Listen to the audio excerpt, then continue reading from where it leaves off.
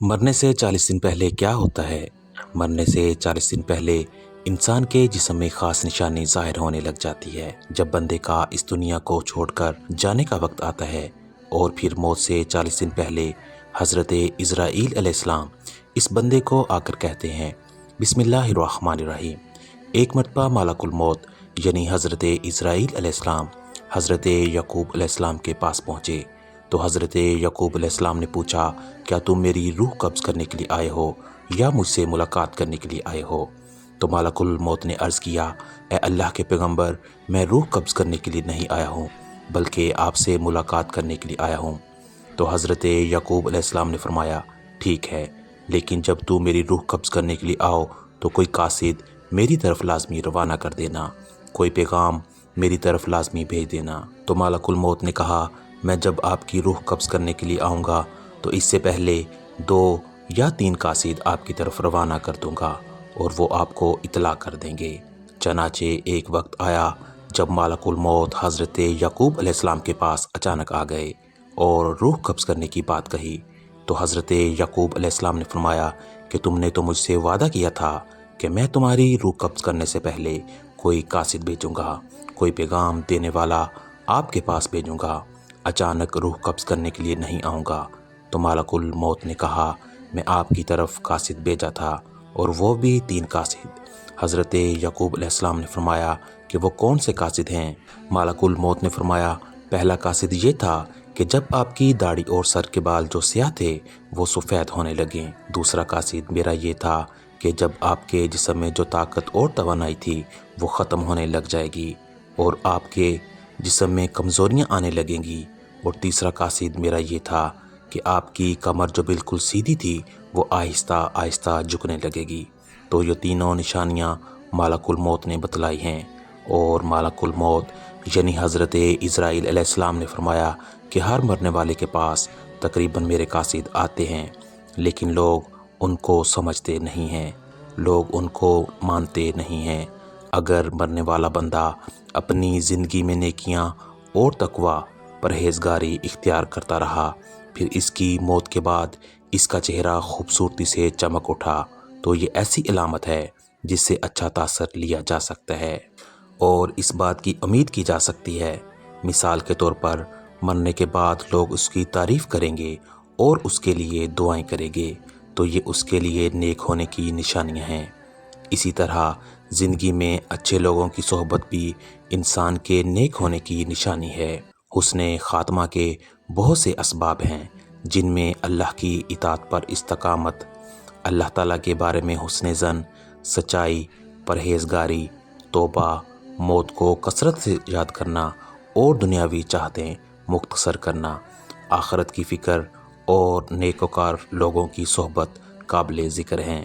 नाज़रीन, रूह जब जिस्म को छोड़ने के लिए बिल्कुल तैयार हो यानी मौत से तकरीबन 24 घंटे पहले, तो हाथ पाँव, घुटनों की जिल्द पर महसूसात ख़त्म हो जाती है और उनका रंग बदलना शुरू हो जाता है और नीला रंग इख्तियार करना शुरू कर देता है। ये निशानी वाज़िया निशानी है जिसमें सांस उखड़ना शुरू हो जाता है और बेतरतीब होना शुरू हो जाता है और धीरे धीरे से बुझ जाता है। हज़रत आयशा सदीक़ा रज़ी अल्लाह ताला अन्हा से रवायत है कि रसूल अकरम सल्लल्लाहु अलैहि वसल्लम ने इरशाद फरमाया कि जब अल्लाह ताला किसी बंदे को नेक बख्त बनाना चाहता है तो मरने से 1 साल पहले एक फ़रिश्ता उसके पास भेजता है और वो उसको दुरुस्त करता है और नेक अमल की तरफ ख्वाहिश दिलाता है, यहाँ तक कि वो नेक हालत में मरता है और सब लोग कहते हैं कि ये शख्स नेक हालत में मरा है।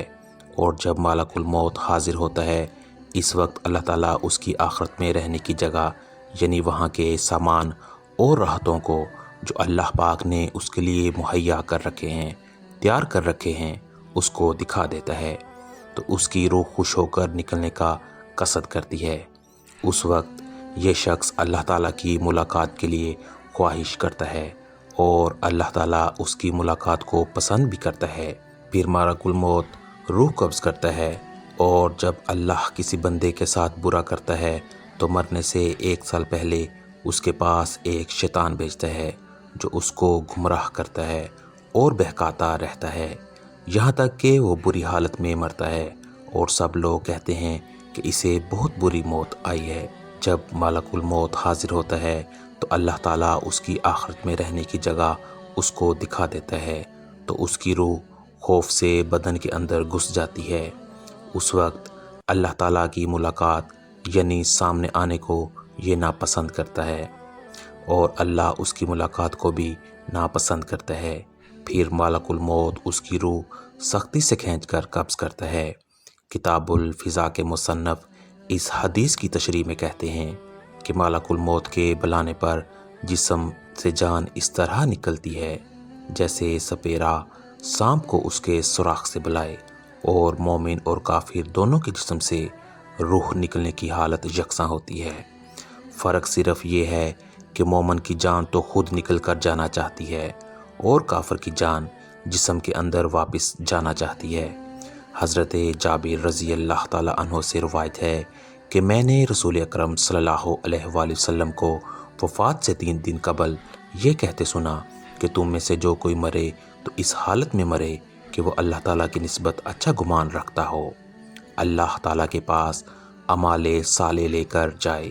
بس اس کا مفہوم یہ ہوا کہ اعمال صالح کی پابندی اس قدر کریں کہ مرتے وقت حق تعالیٰ کے ساتھ حسن ظن پیدا ہو جائے۔ حضرت انس رضی اللہ تعالیٰ عنہ نے فرمایا کہ رسول کریم صلی اللہ علیہ وآلہ وسلم نے ارشاد فرمایا کہ دیکھو تم میں سے جو کوئی مرے وہ اس حالت میں مرے کہ وہ اللہ پاک کی نسبت اچھا گمان رکھیں، کیونکہ اللہ تعالیٰ سے اچھا گمان رکھنا جنت کی قیمت ہے، یعنی جس کو حق تعالیٰ سے حسن ظن پیدا ہوگا وہ جنت میں چلا گیا ہے۔ روایت میں ہے کہ حضرت عمر فاروق رضی اللہ تعالیٰ عنہ نے فرمایا کہ رسول کریم صلی اللہ علیہ وآلہ وسلم نے فرمایا کہ جب اللہ تعالیٰ کسی بندے کو درست رکھتا ہے اس کو شہد جیسی خوشگوار چیز دیتے ہیں، یعنی اعمال صالح اور اخلاق حسنہ کی توفیق عطا فرماتے ہیں۔ صحابہ نے پوچھا کس طرح شیریں کرتا ہے؟ آپ نے فرمایا مرنے سے پہلے نیک کام کرتا ہے یہاں تک کہ اس کے پڑوسی اس سے خوش ہو جاتے ہیں۔ حضرت سلمان فارسی رضی اللہ تعالیٰ عنہ سے روایت ہے کہ میں نے رسول کریم صلی اللہ علیہ وآلہ وسلم کو یہ فرماتے ہوئے سنا ہے کہ میت کو موت کے وقت پیشانی سے اگر پسینہ آئے، آنکھوں سے آنسو آئیں اور ناک کے سوراخ کشادہ ہوں تو یہ اللہ تعالیٰ کی خاص رحمت ہے جو اس پر نازل ہوئی ہے۔ گلے میں ایسی آواز نکلنا کہ جیسا کہ جوان اونٹ کا گلا گونڈنے سے آواز آتی ہے، اور اس کا رنگ بدرنگ ہو جائے اور منہ سے جھاگ نکلے تو یہ اللہ کا عذاب ہے۔ ناظرین گرامی، اللہ تعالیٰ نے عرش کے نیچے درخت پیدا کیا ہے، اس کے پتے تمام مخلوقات گنتی کے برابر ہے۔ اس کا نام سدرۃ المنتہا ہے۔ جب بندے کی زندگی کی عمر ختم ہو جاتی ہے، 40 دن باقی رہ جاتی ہے، تو حضرت اسرائیل علیہ السلام کے سامنے اس کا ایک پتا گر جاتا ہے، اس پر اس بندے کا نام لکھا ہوتا ہے۔ اس وقت کے تمام فرشتے اس کو مردہ کہتے ہیں، یعنی مردوں میں شامل کر لیتے ہیں، اور وہ دنیا میں 40 دن تک زندہ ہیں۔ جب 40 دن پورے ہو جاتے ہیں تو ملک الموت اس کے پاس آتا ہے اور اس کے سامنے بیٹھتا ہے۔ اس وقت بندہ اپنی موت کی تکلیف میں ہوتا ہے۔ جب ملک الموت کو دیکھتا ہے تو گھبرا کر پوچھتے ہیں کہ تم کون شخص ہو اور تمہارا کیا ارادہ ہے؟ وہ کہتا ہے کہ میں ملک الموت ہوں، مجھے تمہاری روح قبض کرنے کا حکم ہوا ہے۔ یہ سن کر وہ منہ پھیر لیتا ہے اور آنکھیں پتھرا جاتی ہیں۔ ملک الموت کہتا ہے کہ تو مجھے نہیں پہچانتا، میں وہ ہوں کہ جس نے تیرے رشتہ دار اور تیرے ماں باپ کی روح قبض کی ہے، اور آج تیری روح قبض کروں گا۔ تو نے دنیا کا حال کیسا دیکھا؟ بندہ کہتا ہے کہ میں نے دنیا کو بے وفا اور مکار پایا۔ پھر اللہ تعالیٰ کے حکم سے دنیا اس کے پاس آئے گی اور کہے گی اے نافرمان، تو نے اپنے رب کی کس قدر نافرمانی کی ہے اور کس قدر تو نے گناہ کیے۔ تمہیں نصیحت کی گئی اور بہت ساری باتیں تم نے سنی، لیکن تم نے جانا کہ ہم دنیا میں ہمیشہ ہمیشہ رہیں گے۔ یاد رکھو میں تجھ سے اور تیرے اعمال سے بیزار ہوں۔ پھر اس کے اعمال اس کے سامنے آئیں گے اور کہیں گے اے نافرمان، تو نے ناحق طریقے سے مجھ کو حاصل کیا۔ اگر تو غریب اور مسکین پر خرچ کرتا تو آج تیرے کام آتا۔ روایت میں ہے کہ جب آدمی کی زبان بند ہو جاتی ہے 4 فرشتے اس کے پاس آتے ہیں اور سلام کرتے ہیں۔ پہلا فرشتہ آتا ہے، وہ بعد میں سلام کرتا ہے کہ اے بندے، اللہ نے مجھے تیری روزی پر موکل کیا تھا، میں نے تمام زمین پر چپا چپا چھان مارا مگر تیری روزی کا ایک لقمہ بھی کہیں نہ پایا۔ پھر دوسرا فرشتہ آتا ہے اور سلام کے بعد کہتا ہے، اے اللہ کے بندے، میں تیرے پانی پر موکل تھا، میں نے تمام زمین پر چپا چپا تلاش کیا مگر تیرے پینے کے لیے ایک قطرہ پانی کہیں نہ پایا۔ پھر تیسرا فرشتہ آتا ہے اور سلام کے بعد کہتا ہے کہ اے بندے، میں اللہ کے حکم سے تیری سانس پر موکل تھا، میں نے تمام زمین پر چپا چپا چھان مارا لیکن میں نے کہیں بھی تیرے واسطے ایک سانس بھی نہ پایا۔ چوتھا فرشتہ آتا ہے اور سلام کے بعد کہتا ہے کہ اے بندے، اللہ کے حکم سے میں تیری عمر پر موکل تھا، میں نے تمام زمین پر چپا چپا تلاش کیا مگر تیری عمر کا ایک لمحہ بھی نہ پایا۔ اس کے بعد نامہ اعمال لکھنے والے 2 فرشتے اس کے پاس آتے ہیں اور سلام کے بعد کہتے ہیں، اے اللہ کے بندے، ہم تیرے اعمال لکھنے پر موقوف تھے۔ وہ نامہ اعمال اس کو دکھائیں گے اور کہیں گے، دیکھ یہ تیرا نامہ اعمال ہے۔ اس میت کی آنکھوں سے آنسو جاری ہوتے ہیں اور دائیں بائیں دیکھتا ہے اور نامہ اعمال پڑھنے سے ڈرتا ہے۔ اس کے بعد ملک الموت اس کی روح قبض کرتے ہیں۔ روایت میں آتا ہے کہ ربیع بن انس رحمۃ اللہ علیہ سے کسی نے پوچھا کہ ملک الموت تنہا ہی سب کی روح قبض کرتے ہیں یا ان کے ساتھ اور بھی فرشتے کام میں شریک ہوتے ہیں؟ تو فرمایا کہ روح قبض کرنے کا کام انہی کے حوالے ہے، لیکن اس کام میں مدد کے لیے بہت سے فرشتے ان کے ساتھ ہوتے ہیں اور ملک الموت ان سب کے سردار ہیں، ان کا ہر قدم دنیا کے برابر ہے۔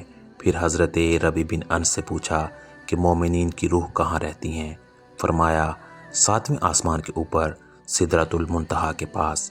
حضرت ابو ہریرہ رضی اللہ تعالیٰ عنہ سے مروی ہے کہ سرکار دو عالم صلی اللہ علیہ وآلہ وسلم نے ارشاد فرمایا، جب انسان مر جاتا ہے تو اس کے اعمال کے ثواب کا سلسلہ اس سے منقطع ہو جاتا ہے مگر 3 چیزوں کے ثواب کا سلسلہ باقی رہتا ہے۔ نمبر 1 صدقہ جاریہ، نمبر 2 راستے میں پڑی ہوئی اینٹ جو راہگیر کو نقصان پہنچائے، اسے راستے سے ہٹا دینا، نمبر 3 صالح اولاد جو مرنے کے بعد ان کے لیے دعائیں کریں۔ ایسے اعمال جن کا تعلق دنیاوی زندگی سے ہوتا ہے، ان کے اثرات مرنے کے بعد دنیا میں ختم ہو جاتے ہیں۔ ناظرین، اللہ تعالیٰ سے دعا ہے کہ اللہ پاک ہمیں نیک عمال کرنے کی توفیق عطا فرمائے اور ہمارا خاتمہ ایمان پر فرمائے، آمین۔ ناظرین، ویڈیو اچھی لگے تو ویڈیو کو لائک کریں، شیئر کریں، چینل کو سبسکرائب کریں اور کمنٹ باکس میں اللہ تعالیٰ کے 99 ناموں میں سے ایک نام ضرور ٹائپ کریں۔